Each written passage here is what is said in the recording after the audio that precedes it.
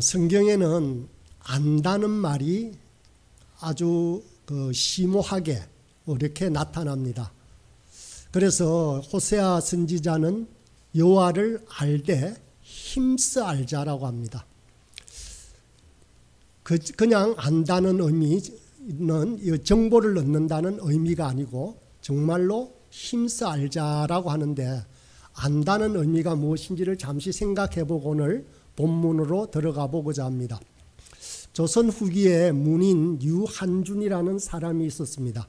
이 사람은 그림을 그린 화가들이 그림을 그린 그 그림에다 혹은 애장품에다가 감상문을 적는 그런 사람이었습니다. 그분이 쓴 글에 보니까 그림을 알면 곧 참으로 사랑하게 되고, 사랑하면 참으로 보게 되고, 볼 줄 알게 되면 모으게 되나니라는 문구가 있습니다. 여기서 우리가 그림을 아는 것이 중요할까요? 사랑하는 것이 중요할까요? 돈을 주고 사는 것이 중요할까요? 아니면 모으는 것이 중요할까요? 최고는 사랑하는 것 같지 않습니까? 그런데 지금 이 문의는 알아야 사랑할 수 있다는 겁니다. 그러니까 알아야 그림도 살 수 있고, 그렇게 이 안다는 것을 강조했습니다. 이걸 나의 문화유산 답사기를 쓴 유홍준 교수가 그의 책 서문에서 인용해서 제가 이럴 수도 있겠다라고 생각했는데, 정말로 알아야 되는 것입니다. 우리가 예수님을 알면 알수록 더 사랑하게 되고, 더 가까이 가게 되고, 또 예수님을 더 품게 되고 그렇다는 것입니다. 그래서 역사를 알아야 합니다. 역사를 안다라는 것은 인류 역사의 중심이 누구십니까? 예수 그리스도이십니다. 교회에 있는 우리들만 예수님을 역사의 중심이라고 말하지 않습니다. 올해가 몇 년도죠? 2025년이라고 합니다. 교회 다니는 사람만 그런 게 아니고 모든 세상 사람들이 2025년이라고 해요. 왜 2025년이라고 합니까? 4925년이라고 하죠. 2025년이라고 하는 이유가 뭐죠? 예수님이 태어나시고 2025년이 지났다는 거예요. 이거는 교회 다니는 사람들뿐만 아니라 모든 다른 종교를 가진 사람도 이렇게 인정을 합니다. 믿든 믿지 않든 예수님의 존재를 인정하고 있는 것입니다. 그럼 예수님 태어나기 이전을 뭐라고 합니까? 기원전, 주전, 혹은 영어로는 BC라고 하잖아요. BC가 무슨 약자죠?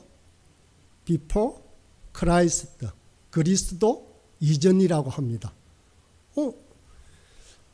교회 안 다니는데도 전부 예수님 이전의 시대였어, 예수님 이후의 시대였어 하고, 이 모든 역사가들이나 문헌 서류들이나 다 인정을 하고 있지 않습니까? 그만큼 우리 삶에 있어서 예수 그리스도의 존재는 어느 누구를 벗어나더라도 그렇습니다.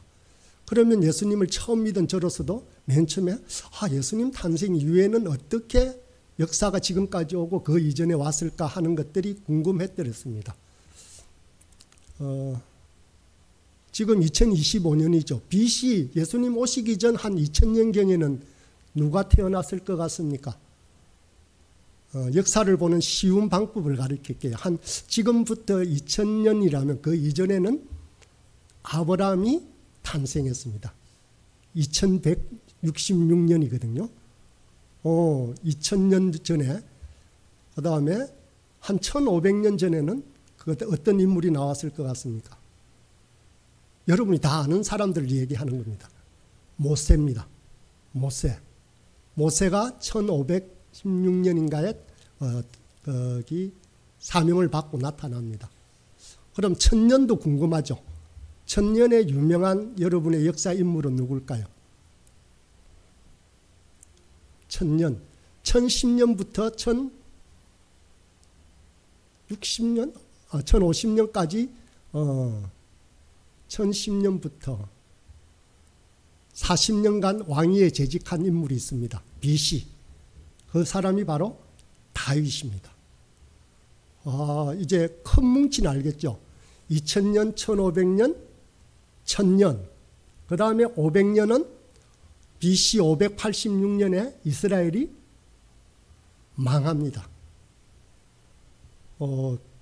큰 덩어리를 알았으니까 그러면 우리가 성경을 읽으면 이스라엘이 망하는 그 시점에 여러 선지서들이 나올 거잖아요. 그러면 요때인 같다라고 생각을 하시면 됩니다. 설교가 많이 지겨운 말을 하면 설교하나 이렇게 이야기를 한다는데 조금 더 지겨운 말을 하면 내한테서 수업하나 이래 한다더라고요. 지금 설교하는 것 같고 수업하는 것 같아서 많이 지겨울 수 있는데 그래도 한번 들어보시죠. 여러분 몇 세기로 이야기하잖아요. 그러면 1세기는 몇 년부터 몇 년까지일까요? 1년부터 100년까지 100년 단위로 세기라고 합니다. 그러면 101년부터 200년까지는 2세기입니다. 이제 이렇게 잘 아는데 371년은 몇 세기입니까? 4세기입니다. 앞에 3자가 있으면 플러스 1 하면 됩니다. 1234년 13세기. 되네요. 그래서 1500년이라든지 1400년 15세기쯤 되면 거꾸로 갔을 때 아주 우리 1500년에 BC 1500년에 모세가 있었던 것처럼 우리나라 역사에 1500년대 1446년 43년 유명한 세종대왕이 있습니다. 한 15세기경에 이렇게 약간 연도를 두고 예수님을 비추어서 예수님 이전과 이후에 초대교회는 예수님은 0년에서 33세까지니까 그 1세기 초반만 사셨습니다. 그러나 그 다음 교회사가 어떻게 전개되고 하는 것들은 그때 나타나는 것들이에요. 이런 것들이 저는 알고 싶었습니다. 예수님에 대해서 예수님의 시대, 예수님 이후에 믿는 사람들의 이야기 이렇게 알고 싶었던데 이 안다라고 하는 말에는 우리가 안다, 뭘 알지? 안다는 단어에는 정보 혹은 지식과 지혜가 있습니다. 정보와 지식, 지혜는 다른 것입니다. 정보는 뭡니까? 오늘 이마트 박앤세일 50% 한대요. 이거는 뭘까요? 정보죠, 그죠? 몰라도 손해보는 것 같지만 여러 가지 잡다한 지식들입니다. 오늘날에는 정보의 홍수가 정보의 완전 물길이 홍수의 물길 치듯이 많습니다. 빠뜨리는 것도 있고 얻는 것도 있고 그렇지 않습니까? 그런데 성경에서 말하는 것은 이 정보를 말하는 것이 아닙니다. 전부 지혜와 지식을 말합니다. 그래서 잠언서에는 뭐라고 합니까? 여호와를 경외하는 것이 지식의 근본이라고 하지 않습니까? 모든 지식은 여호와를 경외한다. 경외한다는 것은 단순히 두려워한다는 뜻이 아니고 뭘까요? 너무나 존경해서 그 앞에서 떨림으로 다가간다라는 것인데 이것은 알아야 그렇게 할 수 있습니다. 모르면 전혀 두려워하지도 않는다라는 것입니다. 그러면 우리가 하나님을 알아갈수록 예수 그리스도를 알아갈수록 경외하는 마음이 그렇게 생겨난다라는 말입니다. 그런데 이 안다는 말의 진정한 의미는 오늘 아침 오전 설교에서도 나왔습니다마는 안다는 말은 사귐입니다. 사귐, 교제. 이것을 헬라어로는 코이노니아라고 했지 않습니까? 코이노니아의 진정한 의미가 바로 이 사귐입니다. 그럼 예수님을 안다라고 말할 때는 우리가 예수님과 뭐가 있는 관계죠? 사귄다는 거예요. 교제한다는 겁니다. 그런데 이 사귐 교제하면 우리 교제하면 약간 어울려서 먹고 노는 것 같잖아요. 그런 뜻이 아니고 사귐이라는 것은 막힘이 없는 것입니다. 고린도서에 보면 우리가 보통 쓰는 거기 축도할 때 뭐라고 합니까? 하나님의 사랑과 예수 그리스도의 은혜와 성령님의 감화 감동도 있지만 교통하심이라는 거 있잖아요. 사귐이라는 뜻이 코이노니아라는 뜻은 바로 이 교통입니다. 교통은 사귈 교자 통할 통자. 사귀어서 흐름이 막히지 않고 흘러간다는 겁니다. 제가 여러분들과 사귄다라고 했을 때는 여러분들과 제게 막힘이 없는 거잖아요. 이 막힘이 끊어지면 사귐이 끊어지는 것입니다. 교통함이 없어지는 것입니다. 그러면 어떻게 될까요? 우리는 불화한다고 합니다. 화해가 없다고 하고 화목하지 못하다라는 말을 하게 됩니다. 그래서 오늘 본문에서 말하는 오늘 화목에 관한 주제가 이 아는 것, 사귀는 것, 교제하는 것이 막혔을 때의 이야기입니다. 그래서 주님은 율법을 폐하러 오신 것이 아니라 완전케 하러 오셨다라고 본문에서 말씀하십니다. 이 의미가 무엇인지 분명하게 드러나고 있는 것이 오늘 본문인데, 살인하지 말라라는 것은 십계명에 있습니다. 살인은 사람을 죽이는 것입니다. 그런데 그 십계명에서는 이 행동, 사람을 죽이는 행동에 관해서만 나옵니다. 그렇지만 우리 주님은 살인의 개념을 더욱더 넓혀서 형제에게 화를 내거나 라가라는 욕을 하거나 미련한 놈이라고 무시하는 것도 살인이라고 하는 것이죠. 그래서 예수님은 사람의 생명이 끊어지는 것과 마찬가지로 사람과 사람 사이에 뭐가 단절되어지는, 교통함이 없는 것조차도 살인이라고 말씀하시는 것입니다. 주님은 살인하지 말라는 율법의 계명은 다른 사람의 목숨뿐만 아니라 그의 인격까지도 존중하라라고 하는 말씀입니다. 사도 요한은 살인의 개념을 이보다 더 확장하는데 요한일서 3장 15절에 보니 그 형제를 미워하는 자마다 살인한다라고 했습니다. 미워하는 사람은 그 형제를 살인하는 사람이라고 말을 하는 거예요. 예수님은 입으로나 행동으로 표출되는 것을 문제 삼았다면 사도 요한은 마음속 살인까지도 금지해야 된다라는 것입니다. 사실 살인은 마음으로부터 비롯되어집니다. 그렇게 시작됩니다. 마음속의 미움은 결국은 표출되기 마련입니다.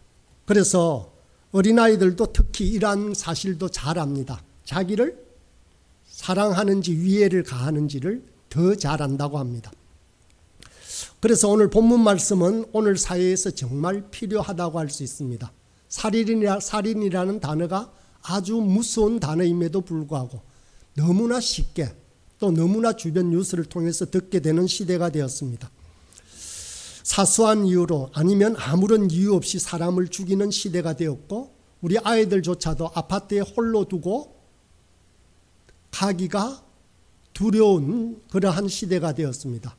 밖에서 초인종을 누르면 어른이 없을 때는 안에 있는 기척 소리를 내지 말라라고 교육하고 있습니다. 그냥 혼자서 아파트 놀이터에 내놓기도 무서운 시대가 되었습니다. 참으로 이런 위험한 시대가 된 이유가 무엇일까요? 이런 시대에 우리는 예수님의 말씀으로 돌아가야만 합니다. 예수님은 살인에 대해서 행위가 아니라 마음 바탕부터 생각해야 한다고 합니다. 22절의 말씀이 그렇습니다. 다시 읽어보겠습니다. 나는 너희에게 이르노니 형제에게 노하는 자마다 심판을 받게 되고 형제를 대하여 나아가라 하는 자는 공회에 잡혀가게 되고 미련한 놈이라 하는 자는 지옥불에 들어가게 되리라. 다른 사람에게 분노하는 것도 바로 살인과 같은 심판을 받게 된다라고 합니다. 심판을 받는다는 말, 공회에 잡혀간다, 지옥불에 들어간다, 이 표현은 모두 하나님의 심판을 피할 수 없다는 말입니다. 어떤 의미에서는 살인이라는 것은 어느 날 갑자기 일어나는 것이 아닙니다. 오늘 예수님께서 강조하시는 것은 바로 분노와 인격 무시입니다. 분노와 인격을 무시하는 태도가 쌓여서 결국은 살인에 이르고 만다라는 것입니다. 살인과 폭력이라는 것도 이러한 문화적인 토대 위에서 비롯된다는 것을 말해주고 있습니다.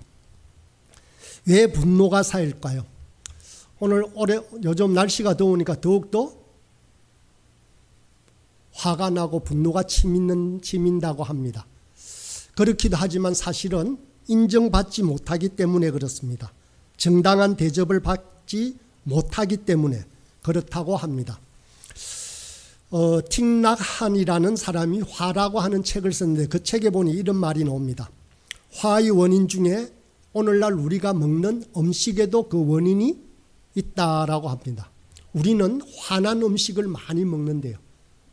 왜 화가 난 음식을 우리 안 먹는데? 라고 하는데 실질적으로 우리가 많이 먹는 닭이 그렇다고 합니다.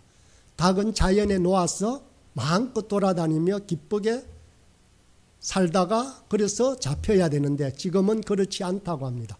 좁은 곳에 갇혀 있습니다. 꼼짝 못하고 그래서 이 닭들은 자고 싶을 때 자고 일어나고 싶을 때 일어나야 되는데 그것도 조정한답니다. 낮과 밤이 없도록 불을 계속 해놓는다고 합니다. 그러니까 닭이 화가 나는 거예요. 그래서 갇혀 있으면서도 옆에 닭을 쫓는다고 합니다. 마구 쫓으니까 어떻게 할까요? 사람이 그것에 부리를 잘라버린대요. 그렇게 해서 닭들이 화가 치밀은 상태에서 알을 낳습니다. 그 화난 계란을 우리가 먹는다고 합니다. 그래서 이러한 폭력 성향이 점점점 나면서 그 책에는 우리는 행복한 닭이 낳은 행복한 계란을 먹어야 합니다 라고 말을 합니다. 그래야 우리의 인간의 분노도 줄어든다라고 이야기를 해놨습니다. 요즘 아이들의 유일한 놀이터는 TV 영상이나 인터넷이나 게임일 것입니다. 아이들이 어린 시절부터 이런 영상 문화에 빠져 있는 것은 우리도 잘 알고 있습니다. 어른들도 잘 알고 있는데 심리적으로나 정서적으로 좋지 않다라고 합니다. 그래서 너무 일찍 노출시키지 않기 위해서 애들에게 일찍부터 단절시키지 않습니까? 그런데 어떤 부모님들은 좀 편하려고 아주 애가 아직까지 눈을 겨우 떴는데 뽀로로 보여주더라고요. 뽀로로 이렇게 막 보여주던데 그런데 그게 아주 조용하게 입을 다물기는 쉽지만은 악영향을 끼친대요. 왜 그런가 하면 영상이라는 자체가 참으로 자극적입니다. 아주 폭력적이고 선정적이어서가 아니라 이 화면이 아주 빨리 갑니다. 빨리 변화됩니다. 어린아이들이 내용을 모르면서 제일 재밌어 하는 프로가 뭔지 압니까? 드라마가 아니고 광고입니다. 광고 시간에는 TV 앞에 딱 서가 보다가 광고가 끝나고 드라마 주인공이 나와서 대화를 하기 시작하면 탁 돌았습니다. 왜 그런가 하면 화면이 느려지기 때문에 그렇죠. 화면 바뀌는 횟수가 줄어들기 때문이라고 합니다. 영상에 오래 노출되면 아이들도 짜증이 많아진다고 합니다. 현실이 자기가 원하는 대로 빨리빨리 변화되지 않기 때문이라고 합니다. 그리고 능동적인 존재가 아니라 수동적인 존재가 되고 다른 사람에 대해서 동정심이 결여되기도 한다라고 합니다. 그런데 정작 이스라엘에서는 초등학교에 들어갈 때까지 유치원 때까지는 아이들에게 글자나 숫자를 가르치지 않는다고 합니다. 유치원 졸업할 때쯤 돼가지고 1에서 6까지의 숫자와 자기 이름을 쓸 정도로까지만 가르친다고 합니다. 교육하면 이스라엘인데 왜 그럴까요? 이스라엘의 교육학자들은 읽기 쓰기는 좀 더 나중에 배워도 늦지 않다라고 말합니다. 글자보다 더 중요한 것이 훨씬 많다라고 하는 것이죠. 꽃이라는 글자를 한자 더 아는 것보다 진짜 꽃을 하나라도 더 보는 것이 중요하다는 것이 그들의 교육관입니다. 요즘 아이들은 아파트 평수에 따라 나뉘어서 친구를 사귄다고 합니다. 물질이 교우관계의 기준이 된다라고 합니다. 이런 환경이라면 과연 아이들이 어떤 모습으로 자라가겠습니까? 다른 사람에 대한 배려심도 없고 사람을 무시하는 존재가 되어가는 것입니다. 우리는 어쩌면 그들의 마음속에 살인의 마음을 심겨주고 있는지도 모릅니다. 자꾸 경제만 강조하다 보니 아이들도 돈이 최고인 줄 알게 되었다는 것입니다. 그래서 돈이 사람보다 더 중요해지고 살인도 서슴지 않은 시대가 되었다라는 것입니다.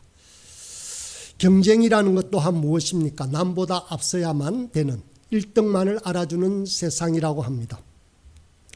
그래서 길을 쏘고 1등이 되려고 합니다. 그래서 옆 사람은 경쟁자가 되고 이웃이 아닙니다. 내가 밟고 넘어가야 할 적이 되고 말았습니다. 그래서 경쟁에서 승리한 사람은 우수한 사람, 뒤처진 사람은 열등한 존재라는 생각을 가지게 됩니다. 물론 이것은 오늘날만의 시대가 아닙니다. 이전에도 그러했고 그러한 모습들이 있습니다만은 지금 극심해졌다는 것입니다. 그러다 보니 이러한 열등감이 다른 사람을 향해서 폭력 성향으로 나타난다라는 것입니다. 이런 면에서 우리 어른들의 죄가 심히 크다 할 수 있습니다. 그래서 주님은 무엇보다도 형제 화목을 가르칩니다. 형제가 화목한 것이 더 중요하다. 형제 화목은 예배보다 더 중요하다라고 오늘 말씀하고 계신 것입니다. 예수님이 지적하신 인격 무시라는 것도 마찬가지입니다. 나가라, 욕하고 미련하다 할 때 그것은 상대방의 인격을 무시하는 것이다라는 것입니다. 라가라고 하는 것은 멍청이라는 말입니다. 멍청하다 말하는 것은 살인과 같다는 뜻입니다. 인간은 하나님의 형상과 하나님의 계획 가운데 태어났습니다. 그러기에 모두가 다 존엄합니다. 하나님은 인간을 만드시고 심히 기뻐하셨다라고 했습니다. 이런 인간을 향하여 욕을 하고 미련하다, 바보, 몽칭이다라고 한다면 그것은 하나님 작품에 대한 모독이라고 할 수 있습니다. 우리는 어떤 사람도 무시하고 판단할 수 없습니다. 그 한 사람을 위해서 주님께서 십자가에서 돌아가셨기 때문입니다. 우리는 그 어떤 사람도 미워하거나 가볍게 대할 수가 없습니다. 하나님 아버지가 바로 우리가 미워하는 그 사람의 아버지가 되기 때문입니다. 사회 전체 분위기가 인격을 무시하는 방향으로 형성되면 그때부터는 사회는 폭력적이 되어가는 것입니다. 언론이나 정치인들의 말 한마디에서 한 사람의 인격을 무시하는 태도가 얼마나 극심합니까? 그래서 남을 탓하기보다 사회 문화적 배경을 탓하기보다 그 문화에 젖어 들어가고 있는 우리 자신부터 되돌아보아야 하는 것입니다. 우리 삶의 질을 떨어뜨리는 가장 큰 원인 중에 하나가 바로 이 분노입니다. 미움입니다. 우리는 이 미움과 분노라는 마음의 감옥에 갇혀 살고 있습니다. 나는 안 그렇겠지라고 하지만 실제적으로 모두가 그렇습니다. 이 감옥에서 벗어나지 않으면 그 어떤 평안도 거짓입니다. 그 어떤 자유도 오히려 속박이라고 할 수 있습니다. 그래서 우리가 무엇보다도 힘써야 할 것은 형제 화목입니다. 서로 화목하면 살인을 피할 수 있습니다. 형제의 화목은 심지어는 예배보다도 더 중요하다라고 가르치십니다. 주님은 예물을 제단에 드리다가 이것이 바로 드리다가도 그렇게 형제와 화목치 않은 일이 생각나면 바로 돌아가서 화목하고 오라라고 했습니다. 그러면 그 예물을 드리는 것을 중지하고 형제 화목을 먼저 하라고 하는 이 말씀이 무엇입니까? 바로 예배를 경시하라는 말이 아니라 예배보다도 더 중요하다라는 말씀을 하고 있습니다. 이것은 우리 생활과 신앙이 분리된 예배에 대한 주님의 경고이기도 합니다. 주님은 우리가 예배 잘 드리는 사람이 되기보다는 세상에서 화목한 사람이 되기를 원하십니다. 평일에는 온갖 불의를 저지르고 사람들로부터 원망 들을 만한 일들을 하다가 주일에 경건한 채 하며 드리는 예배는 받지 않으시겠다는 말씀입니다. 삶에서는 우리의 불법 때문에 이웃이 고통하는 소리가 가득한데 교회에서만 열심히 예배 드리는 것은 하나님이 기뻐하시지 않는다라는 것입니다. 지금은 아직 기회가 있습니다. 지금은 화해할 때입니다. 화해하지 않고 재판관에게 넘겨지면 그러면 돌이킬 수 없습니다. 우리 생명이 붙어 있다는 것은 아직 정리할 수 있다는 말입니다. 사람들은 더 이상 돌이킬 수 없는 데까지 가고 나서야 후회하는 경향이 있습니다. 쓸데없는 자존심 때문에 일을 거르치고 있습니다. 지금은 급히 사과하고 화해해야 할 때입니다. 우리가 비행기 추락 사고나 지하철 화재 사고 때 급히 그 짧은 시간에 카톡으로 문자로 보내는 내용들이 무엇인지 아십니까? 사랑한다는 말입니다. 가족들에게. 그리고 핸드폰에 거듭해서 여보 사랑해, 뭔가 큰일이 벌어지는 것 같아. 그런데 나는 아마 살 수 없을 것 같아. 여보 사랑해. 연기 때문에 숨쉬기가 힘들어. 사랑해. 엄마 아빠 효도 못해서 정말 죄송해. 불이 났어. 갇혔고 나갈 수가 없어. 무서워. 모두에게 사랑한다고 전해줘. 만약 내가 여기서 나가지 못한다면. 이게 당시에 받았던 문자의 내용들을 제가 읽어보았습니다. 한마디로 모든 말이 하나는 사랑한다는 말이고 하나는 미안하다라는 말입니다. 결국 우리가 죽음을 앞에 두고 가장 후회하거나 유언에 남길 말도 바로 이 사랑과 화목의 말일 것입니다. 누구에게 잘못했던 것이 마음에 걸려 미안해, 서로 화목해, 서로 여보 사랑했어요, 이런 말들입니다. 어느 한 사람도 마지막 순간에 부동산 때문에, 주식 때문에, 그리고 돈 때문에 후회하는 사람은 그리 많지 않을 것입니다. 그래서 주님은 급히 화해하라고 합니다. 그러면 우리는 이렇게 또 말합니다. 예배 드리고 나서 나중에 화해하면 안 될까요? 그런데 주님은 그렇게 말씀하시지 않습니다. 주님은 바로 형제와 화해하고 오라고 말씀하십니다. 우리의 때가 어떻게 될지 모르기 때문입니다. 그 잠시의 때에 우리의 때가 올지도 모르기 때문입니다. 그만큼 형제의 화목이 중요하기 때문입니다. 우리 자신들뿐만 아니라 우리 자녀들이 형제와 화목하게 지내는 것을 다른 무엇보다도 중요한 가치로 생각하고 실천하도록 해야 합니다. 우리 부활소망교회는 그런 모토가 하나 있지 않습니까? 서로 다툰다라는 소리가 들리면 어떻게 한다고요?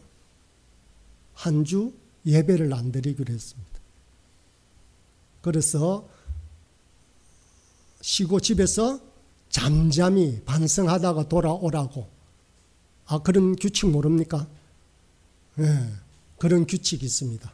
한번 그러면 저기서 식당에서 크게 소리치고 한번 싸워보시죠. 다음 주가 어떻게 되는지. 그런데 지금까지는 한 번도 없었습니다. 그만큼 화목하고 그렇게 사랑하며 지내고 있기 때문입니다. 물론 그것 때문이 아니지만은 그렇습니다. 우리 주님의 말씀에 순종하고 있다라고 생각합니다.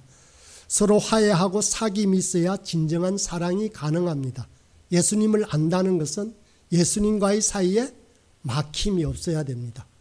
우리가 서로를 사랑한다고 할 때도 막힘이 없는 것입니다. 막혔다 하면 이미 소통이 안 되니까 코이노니아 안다라는 의미가 없다는 것입니다. 우리 마음속을 채우고 있는 분노의 감옥에서 벗어나는 것은 바로 화해입니다. 화평입니다. 이것 없이는 그 어떤 것도 온전하지 못하다 할 수 있습니다. 예배도 봉사도 소명도 제 역할을 하지 못하는 것입니다. 만약에 화해 없이 이런 역할을 잘하고 있다라고 한다면 그 속에는 거짓이 포함되어 있을 확률이 높습니다. 막힌 담을 허무신 우리 주님을 닮아야 합니다. 서로에게 막힌 것을 무너뜨리는 것이 화해고 화목입니다. 그래 우리 서로 화목하십시다. 그래서 서로 더욱 사랑하는, 그래서 더 사랑스러운 부활소망교회 식구들이 되길 간절히 소망합니다.